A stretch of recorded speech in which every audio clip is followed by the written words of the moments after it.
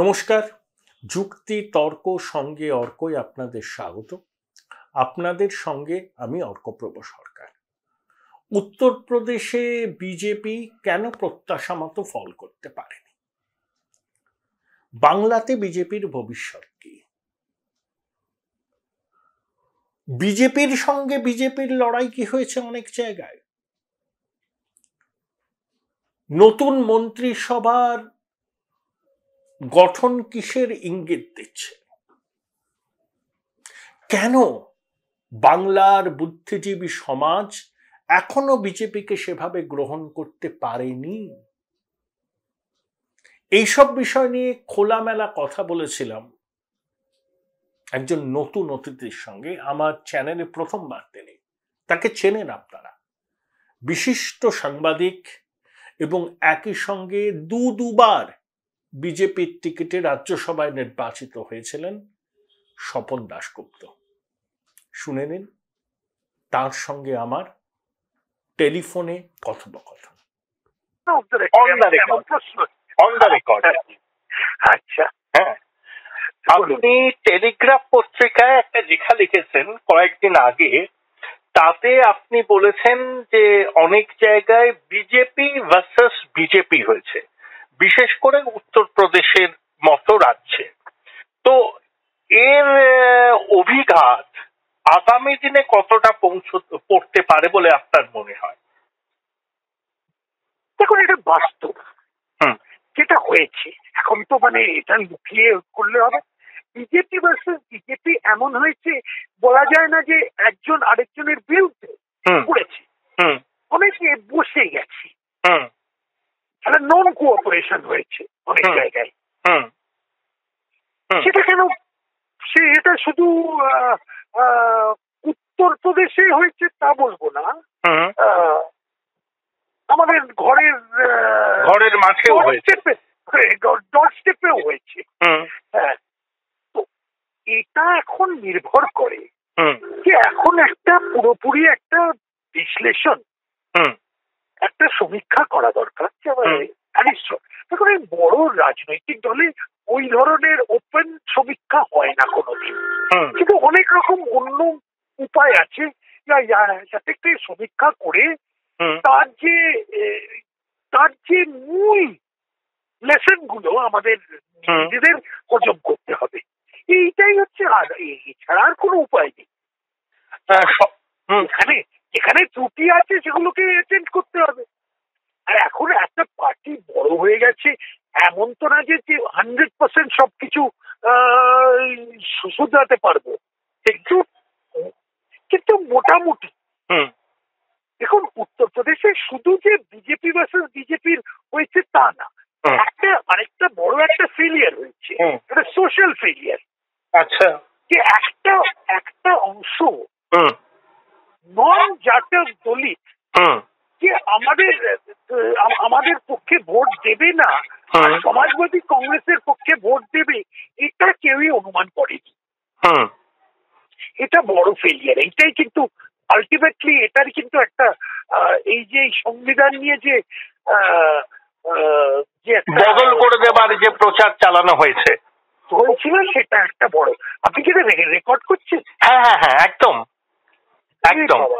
হ্যাঁ, স্বপনদা, অরবিন্দ কেজরিওয়াল জেল থেকে প্রাথমিকভাবে মুক্তি পাওয়ার পর যে কথাগুলো বলছিলেন যে ক্ষমতায় আসলে পরে যোগী আদিত্যনাথকে গোরক্ষনাথ মন্দিরের মঠাধীশ করে ফেরত পাঠানো হবে এবং এই নির্বাচনটা হচ্ছে কার্যত মোদিজির উত্তরসূরি হিসাবে অমিত শাহের এলিভেশন করার ভোট, এর কি একটা প্রভাব পড়েনি উত্তরপ্রদেশে?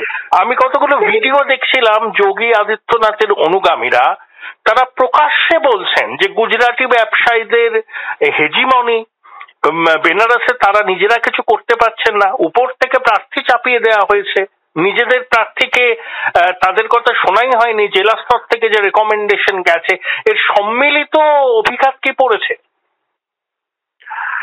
দেখুন, এটা আমি ঠিক এখান থেকে উত্তরপ্রদেশে ঠিক কি হয়েছিল তা জানি না, কিন্তু একটা পাবলিক ডিসকাশন হচ্ছে যে 30টা সিট আসলে সেগুলো হয়নি। তার মধ্যে 25টা না 26টাতে বিজেপি পরাজিত হয়েছে সেই জায়গায়। এমনি একটা কথা চলছে, যেটা তো আর কেউ ফর্মালি এটা অ্যাডমিট করবে না। কিন্তু এখন ব্যাপারটা হচ্ছে কি, যে একটা কোনো ভাবে একটা সমন্বয়ের একটা অভাব ছিল, সেটা বোঝাই যাচ্ছে এখন। এটা পোস্ট ফ্যাক্টো আমরা জানতে পারছি, তখন ক্যাম্পেইনের মাঝখানে তো অতটা জানা যায়নি, এটা পোস্ট ফ্যাক্টো জানা গেছে। তো কিন্তু এটা বলতে হবে যে দেখুন, যদি আপনি দেখেন যে কনস্টিটুয়েন্সি থেকে নিজের তলা থেকে কোন নেতার সব থেকে বেশি ডিমান্ড ছিল, তাহলে আপনি দেখবেন যে 1 নম্বর ছিল নরেন্দ্র মোদী, 2 নম্বর ছিল অমিত শাহ, আর 3 নম্বর ছিল যোগী আদিত্যনাথ। তাই যোগী আদিত্যনাথও যেমন ভারতীয় জনতা পার্টির কাছে একটা বড় সম্পদ, অমিত শাহ তো নিশ্চয়ই একটা বড় সম্পদ, দুজনেই চলতে হবে। ফৈজাবাদ আসনটা হারা, এটা বোধহয় সব থেকে বড় সেটব্যাক, কি মনে হয়? এটা একটা সিম্বলিক একটা ব্যাপার। দেখুন, আপনার মনে আছে হয়তো যে 1989-এ ফৈজাবাদে মিত্র সেন যাদব সিপিআই এর একটা ক্যান্ডিডেট ছিল। তখন প্রথমবার তো আমরা প্রথমবার বিজেপি জিতলো ওটা 1991 সালে, যখন বিনয় কাটিয়ার জিতলো। এখন এটা দেখতে, এটা তো নিশ্চয়ই একটা বড় সেটব্যাক। এটার কারণ কি ওখানকার যাকে বলে জাতীয় সমীকরণ, এটার কি অনেক লোক ভোট দিতে আসেনি, একটু বেশি ওভার কনফিডেন্স হয়ে গেছে, নাকি একটা লোকাল লাল্লু সিং এর বিরুদ্ধে একটা অ্যান্টি ইনকামবেন্সি হয়েছিল, সেগুলো এখন দেখতে হবে। এবারে সবাই জানি আমরা যে এই সবগুলো তো অ্যাট দ্য পাবলিক লেভেলে তো মানে এটা তো মানে সিক্রেট কিছু না, এটা পাবলিক ডোমেইনেই আছে। মোহন ভাগবতজির এই একটা ভাষণ দিয়েছেন, আপনি নিশ্চয়ই শুনেছেন, যে আরএসএস এর সদর দপ্তরে। সেখানে যে কথাগুলো বলেছেন, সেখানে একটা ন্যারেটিভ তৈরি করার চেষ্টা হচ্ছে যে বিজেপির শীর্ষ নেতৃত্বকে ভাগবত সতর্ক করে দিলেন, মণিপুরের হিংসা কেন 1 বছর হলো থামছে না, এবং অত্যধিক পোলারাইজেশন এটাও নাকি ভারতবর্ষের পক্ষে ঠিক নয়, বিরোধীরা শত্রু নয়, প্রতিপক্ষ। ভাগবতজির এই কথাগুলোর ইনার মিনিং কি? আসলে তিনি কি বার্তা দিতে চাইছেন? 2025-এ তো সঙ্গের শতবর্ষ, তার ঠিক আগে তৃতীয় এনডিএ সরকার গঠনের পর মোহন ভাগবতের এই বার্তা, আপনার দীর্ঘ অভিজ্ঞতা এটাকে কিভাবে বিশ্লেষণ করে? দেখুন, সংঘ চিরকাল, সংঘ আর সরসংঘ চালক চিরকালই একটা ভারতীয় জনতা পার্টি বা অন্য কোনো সংগঠন তাদের যদি একটা কোনো ধাক্কা পায়, তাহলে একটা তাদের ঠিক রাস্তায় নিয়ে যাওয়ার একটা উপায় বা কতগুলো অ্যাডভাইস দেয়। তো এটা আমরা ওরকম ভাবে নিতে হবে যে একটা উপরে উপরে একটা যে কি ধরনের মানে যতটা না উনি বলেছেন, তার ভেতরে আপনি ওর যে সাবটেক্সটটা কি সেটা আপনার দেখতে হবে। সেটা যদি একটু বুঝিয়ে বলেন। না, আমি সাবটেক্সটটা আমি ওই করতে চাইবো না, কেন এটা দেখুন, সংঘে এবং বিজেপির একটা গভীর কি বলবো, একটা যে ধরনের আম্বিলিকাল কর্ড যেটাকে বলে একদম সম্পর্কটা আছে, তো দুজনেই দুজনের দিকে তাকায়। তো এখন এই সময় আমার মনে হয় বিজেপির হয়তো কোনো কোনো পদক্ষেপ again in hindsight ঠিক মানুষের খায়নি, মানুষের কাছে গ্রহণযোগ্যতা হয়তো ছিল না। সেগুলো আমাদের চিন্তা করতে হবে, সেগুলো আমাদের দিতে হবে। কিন্তু আসল কথা কি জানেন, কি মনোভাব দিয়ে আপনি পুরো নির্বাচনের পরিণামটা বিশ্লেষণ করবেন।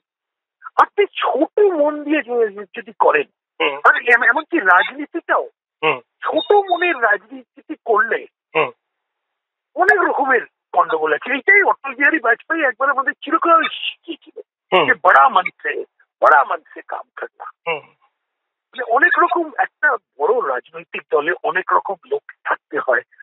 সারা ভারতবর্ষে অনেক ধরনের সম্প্রদায় আছে, তাদের যতটা সম্ভব জানি আমরা মুসলিমরা আমাদের ভোট দেয় না, কিন্তু তাই বলে আমরা তাদের শত্রু বলে মনে করবো তার কোনো দরকার নেই। আমাদের ভোট দেয় না, যে নন ভোটার্স। যাদব কমিউনিটি মানে এবার উত্তরপ্রদেশে প্রায় 85% সমাজবাদী পার্টি কংগ্রেসকে ভোট দিয়েছে। তার মানে না যে তারা আমাদের শত্রু, তারা আমাদের ভোট দেয়। কি কিন্তু হ্যাঁ বলুন। স্বপনদা, শিয়া সম্প্রদায়, আহমেদিয়া সম্প্রদায়, বোহরা সম্প্রদায়ের মুসলমানরা কিন্তু বিজেপিকে ভোট দিত। অটলজি লখনৌ থেকে দাঁড়াতেন এবং রাজনাথ সিংহ 3-3বার জিতলেন। আপনার নিশ্চয়ই মনে আছে, তো আপনি সেই সময় কভার করেছিলেন বাবরি মসজিদের পরে, ধ্বংসের পরে রাফসানজানিকে নিয়ে আসা হয়েছিল, বোধহয় নরসিমা রাও নিয়ে এসেছিলেন, ইরানের তৎকালীন প্রেসিডেন্ট। সেখানে শিয়া ধর্মাবলম্বীদের আশ্বস্ত করার জন্য যে ভারতবর্ষ বৈচিত্র্যের মধ্যে ঐক্য বিদ্যমান, মুসলিমরা এখানে সেফ অ্যান্ড সিকিউর ওয়েতে থাকতে পারেন। তো তারপরে তো অনেক জল গড়িয়ে গেছে। গুজরাটেও দেখি ব্যবসায়ী মুসলিম সম্প্রদায় বিজেপিকে ভোট দেয়, উত্তরপ্রদেশেও কিছু পকেটে শিয়ারা দেয়। এবং যে উত্তরপ্রদেশের বিধানসভা নির্বাচন হলো বছর 2 আগে, সেখানে আমি একটা সমীক্ষা দেখেছিলাম যে 100টার মধ্যে 79টা ভোট চলেছে সমাজবাদী পার্টির পক্ষে, আর বাকি ভোটের একটা অংশ কিন্তু বিজেপিও পেয়েছে, বিশেষত মহিলা ভোট, for law and order situation ইমপ্রুভমেন্টের জন্য। তাহলে মুসলমানরা একেবারেই ভোট দেয় না, এটা কি ঠিক? না, একদম ভোট দেয় না সেটা ঠিক না। ধরুন এবারও 92% ভোট পড়েছে কংগ্রেস আর সমাজবাদী পার্টির পক্ষে, যেটা উত্তরপ্রদেশে। তার মধ্যে হয়তো 4-5% বিজেপিও পেয়েছে, তারপরে 4-5% বিজেপি। আসামে, এখানে পশ্চিমবঙ্গের মতো প্রায় 30-32% মুসলিম ভোটার আছে, সেখানে বিজেপি আসামীয় ভাষী মুসলিমদের অনেকটাই ভোট পায়, বাঙালি স্পিকিং মুসলিমদের ভোটটা অত পায় না। তো এখন অনেকে বলে যে এটার একটা সব থেকে বড় সমস্যা হচ্ছে যে বিজেপি কোনো মুসলিমকে টিকিট দেয়নি, বা কোনো মুসলিমকে লোকসভাতে নিয়ে আসার কোনো। একজনকে বোধহয় দিয়েছিল সম্বন্ধা, কালিকট বিশ্ববিদ্যালয়ের অবসরপ্রাপ্ত ভাইস চ্যান্সেলর কেরালাতে। যাই হোক, সেইটা উনি তো জিততে পারেননি। তো এখন ব্যাপার হচ্ছে যে মুসলিমদের এখন কি, এটা লোকেদের চিন্তা করতে হবে, নরেন্দ্র মোদীকেও চিন্তা করতে হবে যে রাজ্যসভার রুট দিয়ে 1-2জন মুসলিমকে নিয়ে তাদের কি মন্ত্রী করে একটা রিপ্রেজেন্টেশন দিয়ে দিতে পারা যায় কিনা। কেন এখন একটা মুসলিম সমাজের মধ্যে একটা ক্ষোভ আছে, তারা রাজনৈতিক ক্ষমতা থেকে বঞ্চিত হয়ে আছে পুরোপুরি ভাবে। এই জিনিসটাকে এতে আমার মনে হয় না যে রাতারাতি হঠাৎ একটা বড় সংখ্যা মুসলিম বিজেপিকে ভোট দিতে আরম্ভ করবে। কিন্তু যাই হোক, বিরোধিতার সংখ্যা মানে ইন্টেন্সিটি অফ অপোজিশনটা কমে যেতে পারে। স্বপনদা, শাহনওয়াজ হোসেন অটলজির সময়ে অসামরিক বিমান পরিবহন মন্ত্রকের মন্ত্রী ছিলেন। প্রথম মোদী সরকারে নাজমা হেপতুল্লাহ ছিলেন, মুখতার আব্বাস নাকভি ছিলেন। কিন্তু একে একে সবাই অবসরের গ্রহে চলে গেলেন। মানে এটা কি সচেতন সিদ্ধান্ত যে নো ভোট আর নো পোস্ট, দুটো সমার্থক হয়ে গেল, ভোট পাই না তাই তাদেরকে মন্ত্রী করার আমার কোনো দরকারও নেই, এটা কি? তো নো ভোট নো পোস্ট, এটা তো ঠিক মানে সেরকম ভাবে তো নেই। কারণ অনেকেই আছে যারা ধরুন টেকনোক্র্যাট বলতে পারা যায় মন্ত্রিসভাতে, তো রাজনীতি মানে ইলেকশনে দাঁড়ায় না। মানে সে আপনি হরদীপ সিং পুরীকে বলুন, বা নির্মলাকে বলুন, বা জয়শঙ্করকে বলুন বা অশ্বিনী বৈষ্ণবকে বলুন, এরা তো সব ভেরি গুড মিনিস্টার, রাজনৈতিক ক্ষেত্রে নির্বাচনের মাধ্যমে এরা সংসদে আসেনি। ঠিক ঠিক এরকম আছে, একটা মিক্সচার হয়। রাজ্যসভাটা তো ওই কারণেই তৈরি হয়েছিল যে একটা লোক মানে একটা some talent who cannot get in from electoral politics, তাদের জায়গাতে মানে সিস্টেমে ঢোকানো যায়। আমার ঠিক আর দুটো প্রশ্ন। এই তৃতীয় এনডিএ সরকারের যে 30 জন ক্যাবিনেট মন্ত্রী হয়েছেন তাদের মধ্যে 15 জন আমি দেখলাম বিজেপির এবিভিপি অন্য সংগঠন থেকে এসছেন, বাকি 15 জনের অনেকেই ল্যাটারাল এন্ট্রি, রাজ্যসভা দিয়ে এসছেন, অতীতে বিজেপি করতেন না। যেমন আপনি বললেন অশ্বিনী বৈষ্ণব, জয়শঙ্কর, নির্মলা সীতারামন, হরদীপ সিং পুরী ইত্যাদি ইত্যাদি। তো এই যে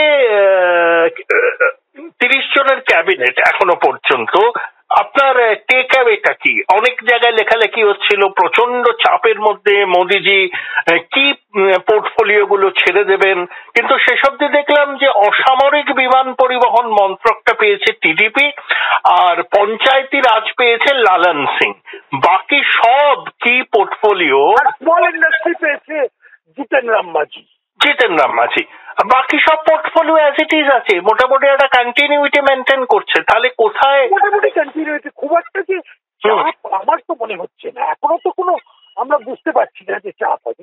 চাপ থাকতে পারে, কিন্তু চাপ একটা কোয়ালিশনে অনেক রকমের চাপ থাকে, কিন্তু সেগুলোকে দৈনন্দিন বাঙালি ওটাকে ম্যানেজ করতে হয়। ম্যানেজমেন্ট অফ কোয়ালিশন এটা একটা বড় একটা রাজনৈতিক একটা স্কিল। তো এতদিন ধরে এটার খুব একটা দরকার পড়েনি, এখন একটা দরকার পড়েছে, এখন দেখতে হবে কিরকম ভাবে। কিন্তু মন্ত্রিসভার পোর্টফোলিও ডিস্ট্রিবিউশনে এই চাপের খুব একটা ইঙ্গিত আমরা কিন্তু পাচ্ছি না, প্রতিফলন নেই। স্বপনদা, প্রথম দুটো ইউপিএ সরকারের, দ্বিতীয় ইউপিএ সরকারে তো 12 সালে প্রণববাবু চলে গেলেন রাষ্ট্রপতি হয়ে, ট্রাভেল শুটার কিন্তু প্রণবদা ছিলেন, আবার অটলজির সময় ছিলেন প্রমোদ মহাজন। এরা কিন্তু শরিকদের সঙ্গে কথা বলে তাদের মন বুঝে অনেক কন্টেনসাস ইস্যুতে ঐক্যমত্য করার চেষ্টা করতেন। তা আপনাদের এই ক্যাবিনেটে কে এমন আছেন যিনি এই ঐক্যমত্য করতে পারেন আপনার মতে শরিকদের মধ্যে? দেখুন, এইটা একজনই ফুল টাইম পলিটিক্যাল ম্যানেজমেন্টে যার কাজ খাওয়াবে সেটা হচ্ছে অমিত শাহ। অমিত শাহকেই মানে এটিটা এই বোঝটা গ্রহণ করতে হবে, আর অমিত শাহই পুরো মানে ওই সহযোগী দলদের সঙ্গে মানে নেগোসিয়েশন, তাদের সঙ্গে যোগাযোগ এটসেট্রা। হয়তো কোনো পার্লামেন্টারি অ্যাফেয়ার্স মিনিস্টার তারও একটা ভূমিকা থাকবে, তো আসল জিনিসটা আমি মনে করি অমিত শাহ করতে হবে।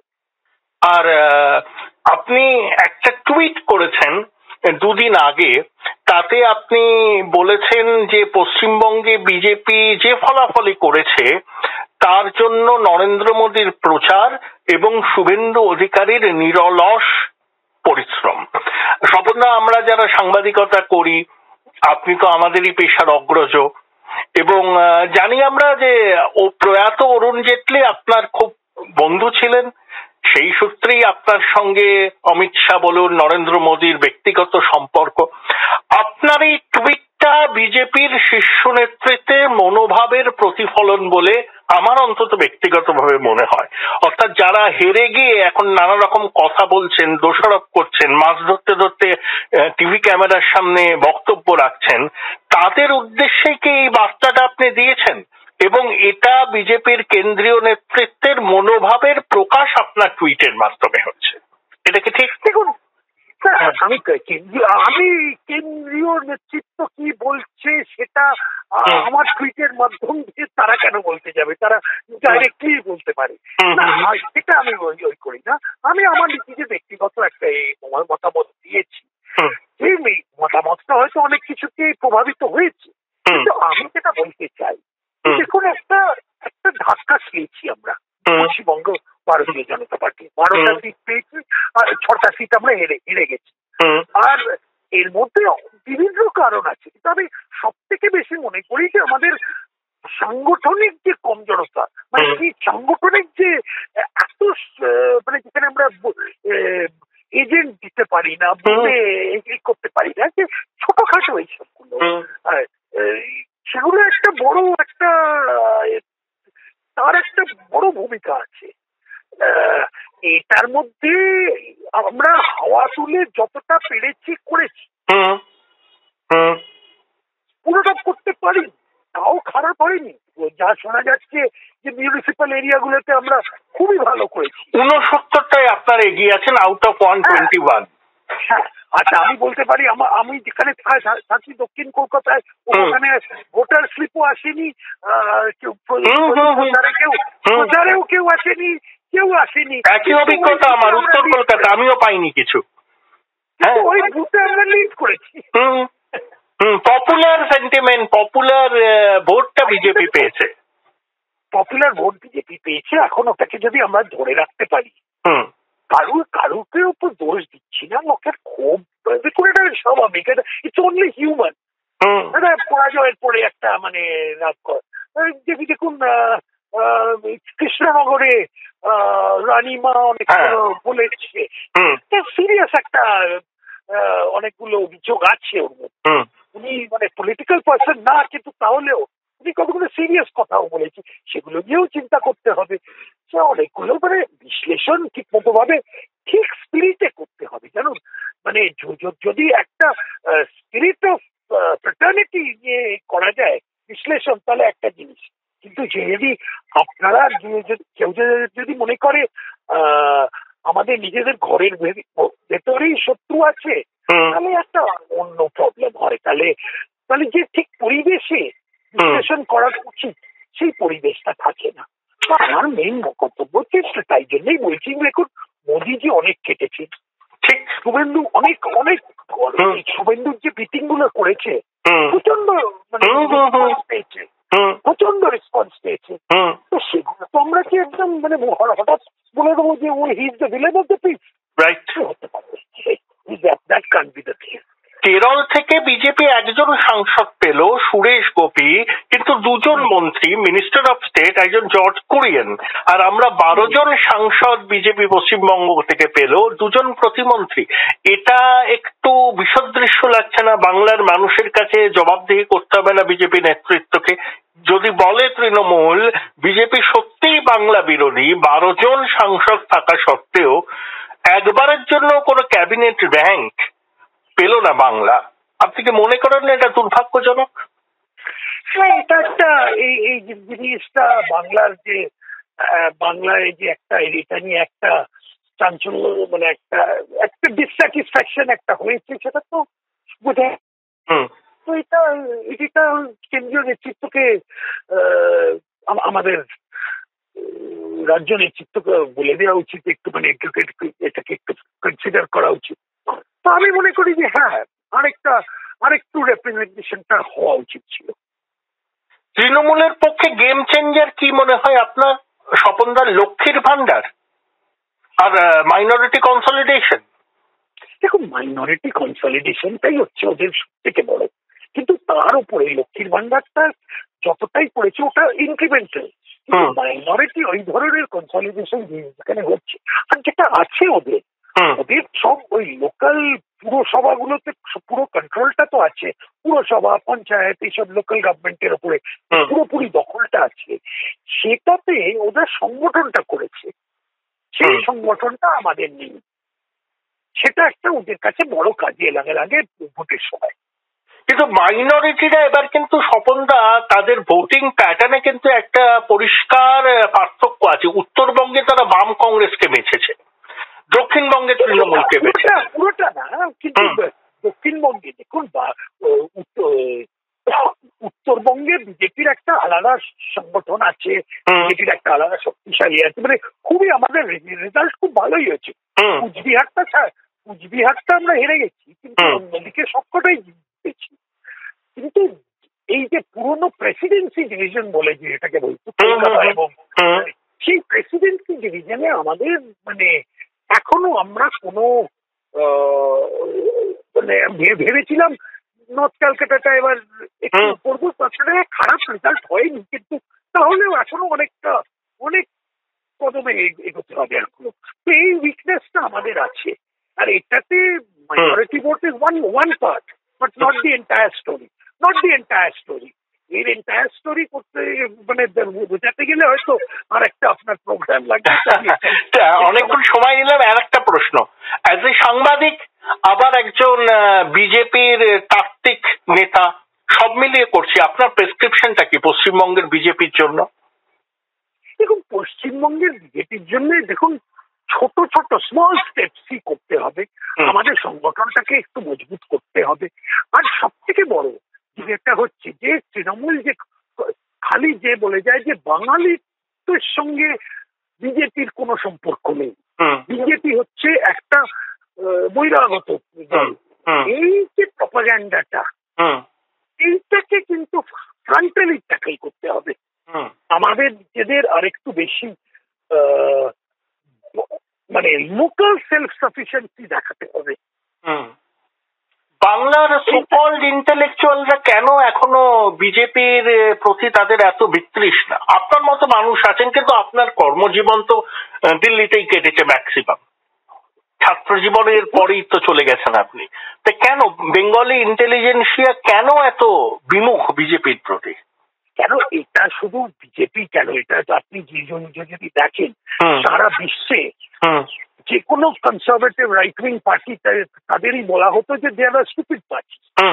এই যে একটা বামপন্থীদের একটা মনে হয় যে তারা তাদের একটা সুপিরিয়রিটি কমপ্লেক্স যেটা আছে সেটা কিছুদিকে চলছে।